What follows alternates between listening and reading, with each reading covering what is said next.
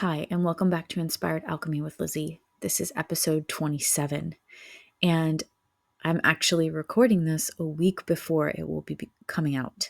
So, this is a new thing for me, but I will not be able to record because I am going to a family funeral, a celebration of life, and so I'm keeping promises to myself and to you to get these out. And I really love it. So I want to make sure I don't miss. Today's episode is actually dedicated to my daughter. If you don't want to hear about being a mom or being a parent and the alchemy of that, you can click away. But if you want to hear what it's like to be a mom on a journey to break generational curses, what they call generational curses, then stick around. You'll learn a little bit about me and my journey. So I want to start off saying that although I haven't shared much of my story of my childhood and things like that, it wasn't an easy one. The women in my family and the mothers and daughters always had problems. As far back as I can remember, mothers and daughters didn't like each other. They didn't get along. It is what it is. And unfortunately, it's the same thing that happened with my mom. I don't blame her for anything. I used to, but I don't blame her for anything that happened in my life. I don't blame her for the hard times. I really do know that she was doing the best she could. She was a young mom. She was 16 when she had me. I know that must have been terrifying. I get it. But she chose her life, and I'm choosing mine. Again, no blame, no judgment on my mom. I just want the best for her. But at the same time, I had to break free from her in order to be the best mom I could be. And that was probably one of the hardest decisions that I've had to make. I say probably because there have been other hard decisions I've had to make. I knew that I wanted things to be different between myself and my daughter. When I was a kid, I did not think about getting married. I never had these dreams of white dresses and weddings and having a child. No. And I tell this story all the time. I wanted to move to New York City, and I wanted to get into advertising, and I wanted to be an advertising executive, and I wanted to be the biggest bitch on the face of the planet so that I could just live with my cats, and that's it. I would go home to my cats every night. Think Michelle Pfeiffer in Batman, where she just went home to her cats. And obviously, I wasn't going to be like her. I mean, I could have been Catwoman, but I digress. That was my trauma talking. I didn't have these grand dreams of having all of these children and raising and all these things. No, I didn't want any of that. I didn't want to bring a child into the world. The world to me was messed up, and I didn't want to screw up a kid as much as I felt that I was messed up. But life started to change. I started to change, and I started to think differently. And the day came that I got pregnant with my daughter. It had taken me 2 years to get pregnant with her. I was struggling with autoimmune diseases, which at the time I believe I had 5 of them. And since then, on this healing journey, I have pretty much put myself into remission for most of it. I have my flare ups every now and then, but for the most part, they do not control my life anymore. And when I say they used to control my life, they used to control my life, but that will be another episode. So I found out I was pregnant with her. And in that moment, I was like, everything has to change. I have to change. She deserves better. I deserve better than this. And my journey started. My deep, healing journey started because I knew she deserved better. I wasn't courageous enough to do it for myself yet. I was still in that mode of living for everybody else. And so I told myself, I'm going to do this for her. This is all for her. Later on, I realized that yes, it was for her, but it's also for myself because, like I said, she deserved to have a mom that was healed. And I deserved it. I deserved to be healed. So this journey has not been without its challenges. I had no, I'm not safe. Safe is a good word, but I had no, oh my gosh, what's the word that I want to use? Best word I can come with is examples. I had no way of knowing what I was supposed to be doing. I didn't have safe spaces growing up, except for when my dad came into my life at 14. I had no safe spaces. I couldn't be myself. I had to shove everything down. I couldn't have emotions. And the emotions that I did have would be big ones. I cried a lot. And I talked a little bit about that in the last episode. But I had no way of knowing what I was supposed to be doing. How do I create safe space for an innocent little human coming into this world? How do I create a life for her that she deserves? You guys, you're going to hear crinkling throughout these episodes because my kitty is in love with his little crinkle tube. So if you hear that in the background, that is what's happening. So I didn't know how to create these spaces for her, but I knew that I had to. And so I started with one step at a time. I'm not a perfect mom. I'm not a perfect human. I'm not a perfect woman. I'm nowhere near perfection of anything, but I am just doing the best that I can every single day. My daughter has been my biggest teacher. She has been my greatest teacher of this lifetime. Whenever I needed to heal something, she was there to hold up a mirror. And instead of me getting mad at her, I looked at it and I said, what is it that I need to handle? And our kids love to do this thing for us. It's super cute, where they just filter everything we refuse to look at. And then we want to blame them for their behavior. Yes, some kids are just being jerks.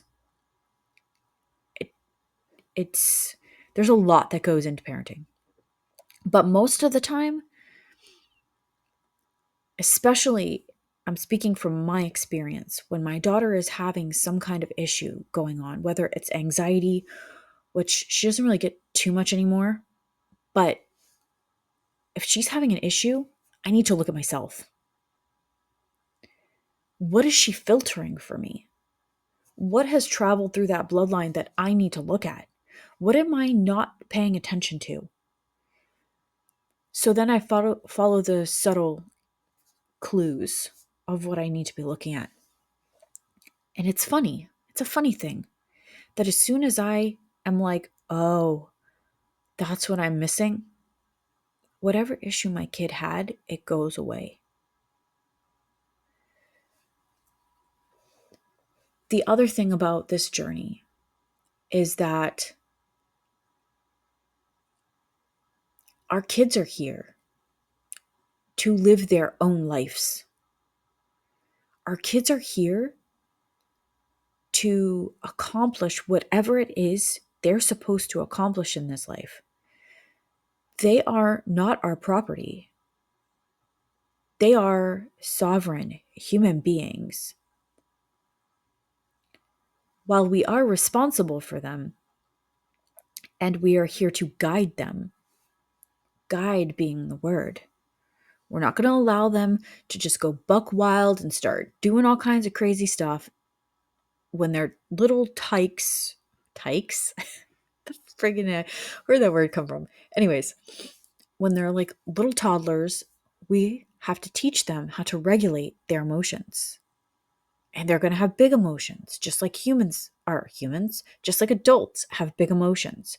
We cannot expect children to behave in a way that most adults refuse to behave. Period. If you're not willing to act the same way, if you're not willing to regulate the same way, you cannot expect the same thing from your kid, because co regulation between nervous systems is a thing. If you are completely dysregulated and you want to scream at your kid for being dysregulated, look at yourself first. And that's what I do. She is a mirror to me. And instead of getting mad at her for having some kind of big emotion or having whatever problem it is, or even challenging me, I look at that and I go, okay, what do I need to look at? Or is this a moment where I have to go, hey kid, that was a lot. Maybe we shouldn't be saying those things or doing those things. It's not our kids' responsibility to regulate our emotions either. And sometimes it's not our job as they get older to regulate their emotions for them. We can't fix everything. We can sit there and we can listen, especially as teenagers. We can sit there, we can listen, and we can allow them to just be. Hey, do you need advice or do you just want me to listen? Okay, that's what you need. Do you need to be alone right now? Or do you need a hug? Because sometimes, especially teenagers, will put up this front, and they'll act really tough. And guess what? It's like, hey, do you need a hug? And they will come and hug you and they will cry. Being aware of your child's patterns is extremely important, not just for your own knowing of what you need to deal with in yourself, but knowing that they might be going through something that has nothing to do with you. It might, but it also might not. Because as they get older, just like everything, life happens. They might be dealing with struggles that they don't want to talk about. And you just have to be. Let them be. My daughter has gone through so many phases in her life. My daughter is an alchemist through and through. She is why I'm on this journey. She is an amazing, magical human being who is kind and way stronger in every single way than I was at her age, and brave enough to continue to be that person, whoever that is at that moment. She's had a lot of ups and downs. She has had a lot of different phases that she's been through. And I have accepted her in all of those. Because guess what? She's human and she's growing. If she wanted to wear a tutu out when she was 4 years old, okay, it's not hurting anybody. If she wanted to wear mismatched shoes, which I actually did when I was younger, I wanted to be Punky Brewster. If she wants to go out all gothed out, guess what? I fully support her. If she wants to go out in a baggy shirt and baggy pants, guess what? That's her choice, her body. That's where she feels comfortable in that moment. If she wants to go out super girly, great. If another day she wants to go out more masculine, great. I'm not going to tell my kid how she should dress because I was told how I needed to dress. And there were always expectations on me about how I needed to be. And it was the exact opposite of who I am. And I'm really starting to learn all of that. And alchemy as a parent, yes, it's about looking at yourself, but it's also about looking at your kid, allowing them to be who they are without judgment, without sticking to anything that's rigid, allowing them to grow and flow and change just as we all do. This life is about evolution. It's about becoming who you are meant to be in this life. It's not about stifling your kid because you're embarrassed by them or what they might be wearing to a family function. Obviously, my daughter is going to be 15.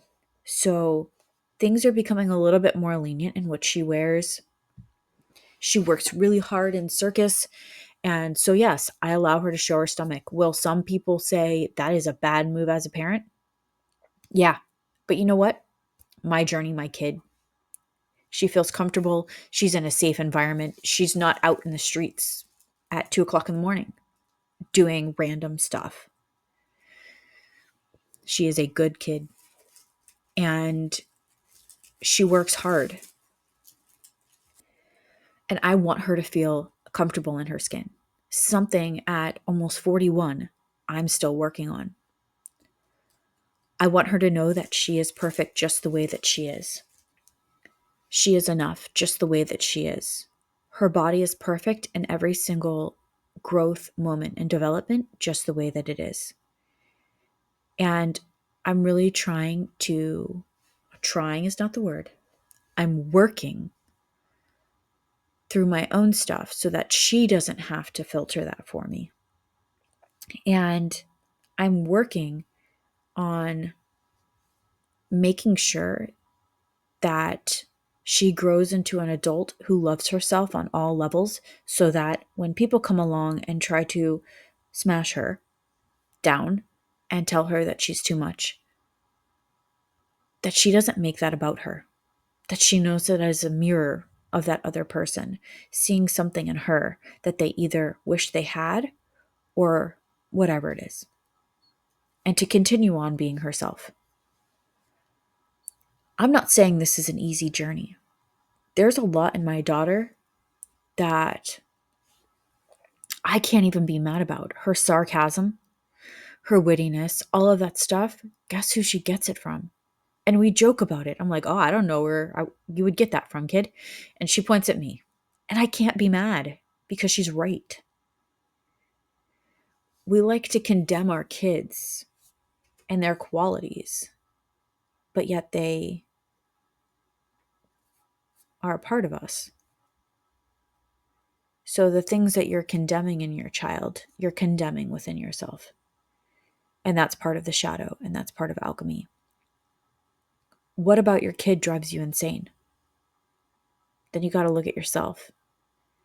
Is that something that used to hide when you were a kid? Is that something you're still hiding, where you don't feel enough or where you feel too much?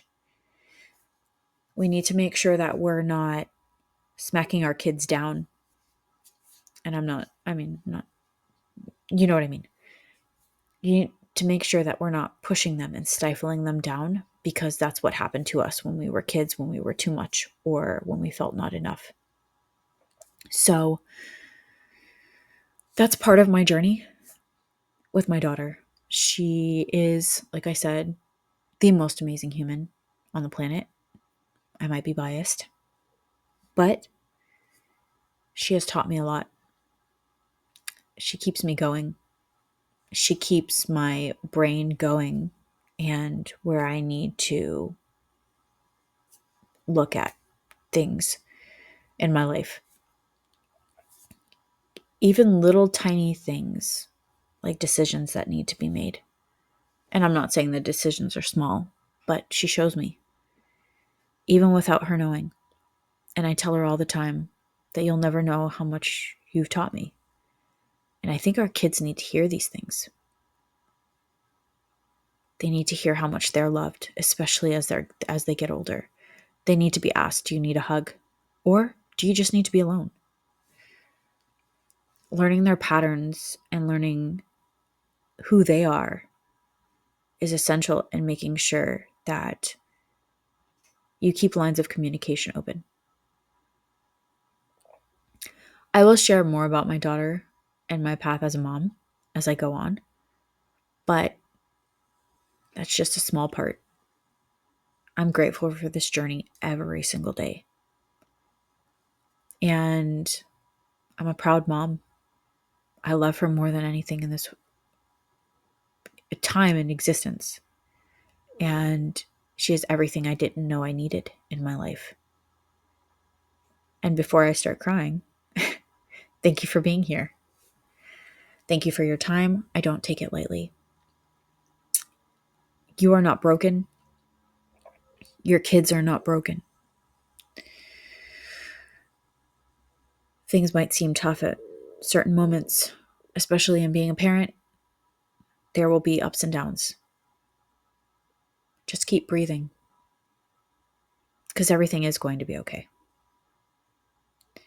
Again, thank you for being here. I appreciate your time. I don't take it lightly. It's a very precious commodity. And as always, keep creating alchemy. Life is about inspired perpetual alchemy, at least for me, anyways. Until next time,